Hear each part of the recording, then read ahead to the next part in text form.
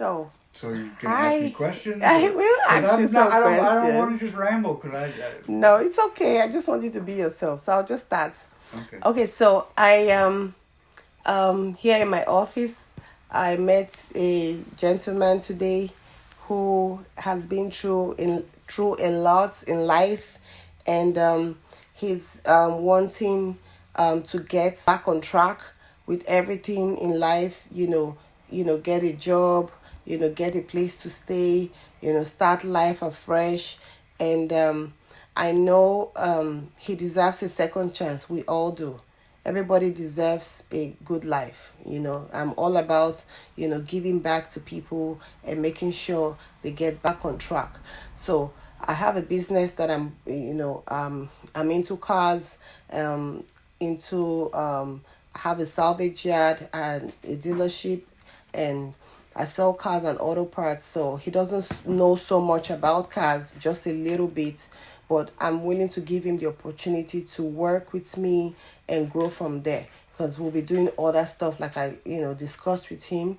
And so this is going to be his story. I'll be asking him a couple of questions, just to hear from him and put his story out there. So anybody that wants to do anything for him, to if it touches your heart to help him out, we'll set up maybe like a GoFundMe account or something that he can get something and get a place to stay. He say the first thing he say he needs is to get a denture because he doesn't have tooth in his mouth. So we want to make sure we get that for him going on, and also he needs a haircut. And he's a pretty handsome man, so ladies, watch out. Maybe Oh my goodness. maybe You're gonna start off by embarrassing me. no, I'm not embarrassing you. I just want you to be that person again. You see, we all deserve that smile. See, I can make you smile, right? Good. I want you to be that man again that, yeah, you've been through a lot. You've made your own mistakes in the past, but we like I said, we need a second chance in life. Everybody does need it. So I'm going to interview him a little bit. He's a little bit shy, so let's see. Okay.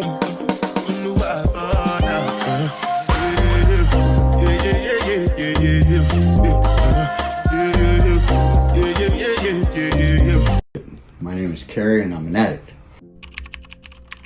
So this is Mr. Kerry. I met him today. He has been telling me his story, and I wanted to share his story with you guys to, see, how we can help him. Tell me about you, Mr. Kerry. Okay, well,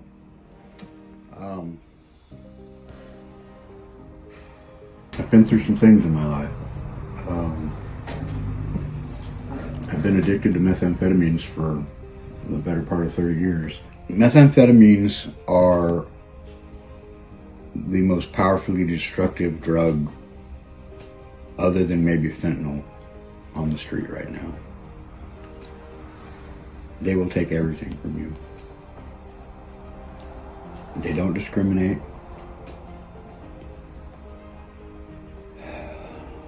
And they have no remorse. I've been addicted for over 30 years. 30 years plus. I've had periods of extensive clean time.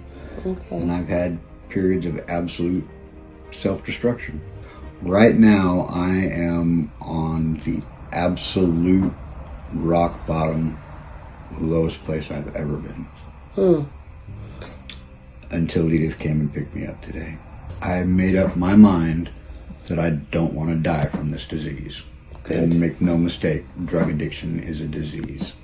As a result of my addiction, I don't have any teeth. And when you don't have any teeth and you speak clearly and your dictation is proper, I understand. you tend to spit in people's faces, and it's not very cool. Yeah, so I balance, being able to speak properly and not spit on people and not look too ridiculous in my life. It's not easy to not have any teeth.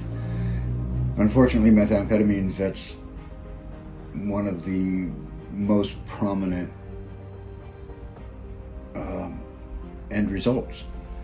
I'm not in contact with any of my family right now. Do you have kids? I have 2 children, a boy and a girl. They're both grown. Do you know where they are? Not for sure. Okay. I believe that my son is in Oregon with my parents. And I believe that my daughter may still be in Houston, but possibly not. I want those days when you look beside, you see somebody that is there for you. You know, I want that to happen for you. Okay. That's my goal. You're hearing from a beautiful, beautiful person, because she doesn't know me from Adam, and she's turning me loose in her shop and trusting that I'm not going to run off with whatever I can, put in my pocket and go get money for. And I'm not going to. I'm going to take this opportunity, and I'm going to make the best of it. And she and I, as you will see in the coming months, we're going to do some things together. So the number one thing that you want is what? I want other people to hear it. I want to be able to smile again and be confident. Yes. I want to be able to chew my food properly and not die of stomach cancer because I can't properly digest my food. Yeah. I want to put some weight back on. I'm probably 125 pounds right now, and I usually clock in about 2. Okay. I'm in bad shape, kids, and I want to get better. My goal, if nothing else, I want to make sure you have that smile on your face. Okay? That's my number one goal, since it is your number one goal. I don't know people out there that want to help, but this man right here that I see, he is ready to be changed. He wants to be better. He wants to be more handsome than he looks.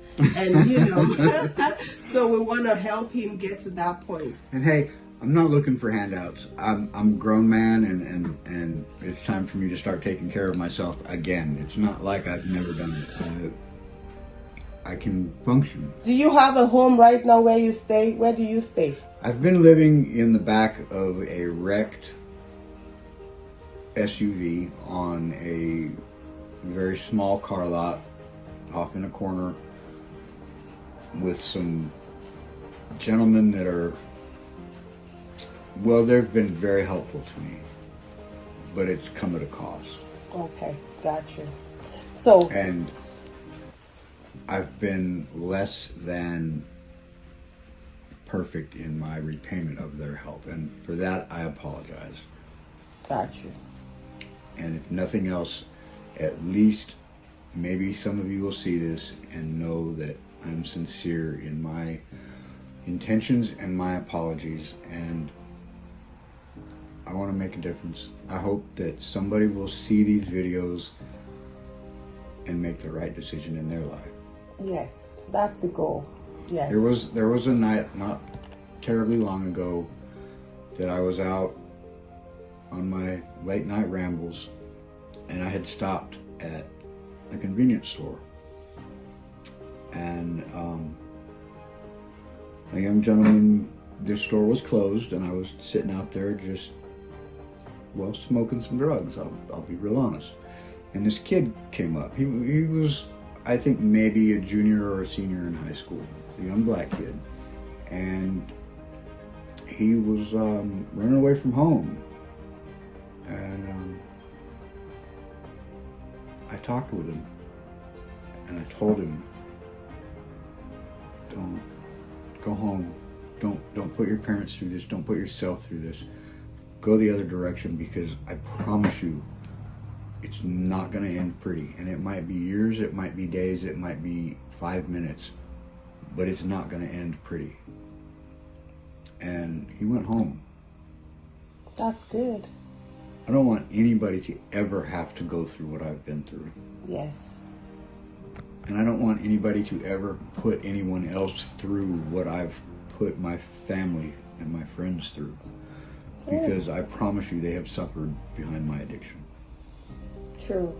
It was never intentional. It was just a symptom of the disease. Yeah. You know? Yes.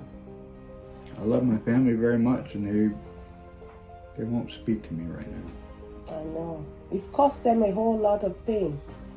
Yeah, so I don't blame them. You don't blame them. Yeah. I don't. Yeah. It's okay. I get it. You know? I wouldn't want me around either. Yeah. You know? A friend of mine told me about this young gentleman that is seeking help, and I said, okay, you know what? Tomorrow I'll pick you. Tomorrow I'll pick you. It was already late in the evening when they called me. I was already closed for the day. So today we work with. I told him, hey, call me at 9 o'clock and let me know that you're ready to come. I'll send you the address. So he called me at 9 o'clock. He did his due diligence. So that was a good step for me to say, okay, this young man is ready. Yes, you have to do your own part, you know. So he told me, oh, where is the address? I'm like, okay, you know what? I have some guests coming in, you know, that are checking in today. I wanted to get everything situated for them. They're Airbnb guests that are checking into my place. And I wanted everything to get situated for them before I leave. So you know what? I'll text you the address. So when I sent him the address, he said he didn't have a ride. So I said, you know what? Send me your address where you are and I'll come pick you up. So that was exactly what happened. I drove down there and he picked up all his stuff, you know, and put them in my trunk. And we drove down to, you know, to my job. And I said, you know what? When he told me his story, I said, let me interview this young man and, you know, put it out there and let's have a journey, you know, together, because this will be a beautiful journey. I don't know how long this journey is going to last, hopefully forever, because this kind of people is, you know, this kind of friend him what he needs. But I hope he doesn't run out of the door and without saying goodbye.